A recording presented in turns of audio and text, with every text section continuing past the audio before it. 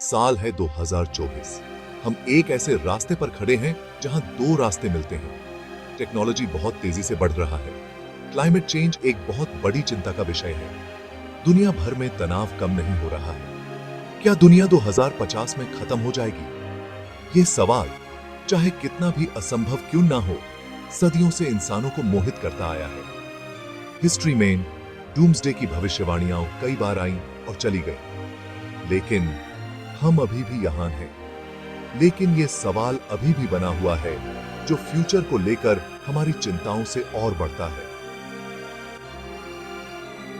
अब समय आ गया है कि इस विषय पर थोड़ा संदेह और वैज्ञानिक दृष्टिकोण से विचार किया जाए।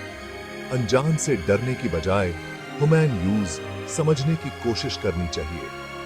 आइए तथ्यों को जानें, मिथकों को तोड़ें और उन संभावनाओं का पता लगाएं, अच्छी और बुरी दोनों, जो आगे हैं।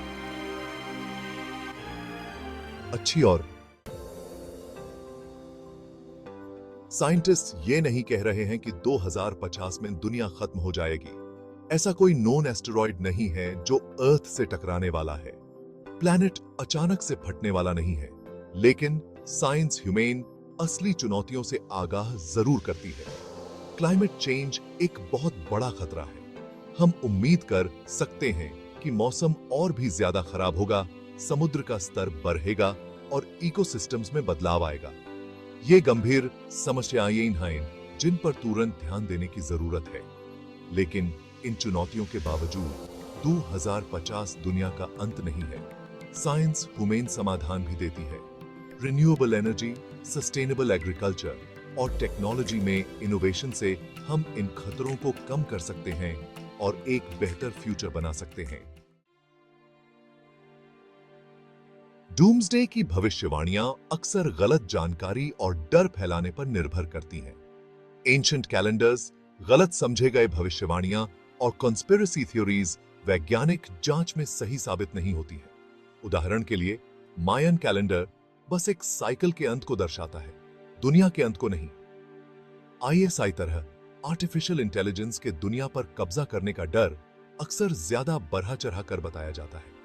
हालांकि एआई कुछ एथिकल क्वेश्चंस जरूर खड़े करता है, लेकिन यह एक ऐसा टूल है जिसका इस्तेमाल अच्छे या बुरे दोनों तरह के कामों के लिए किया जा सकता है। एआई का फ्यूचर इस बात पर निर्भर करता है कि हम आज क्या चॉइसेस करते हैं।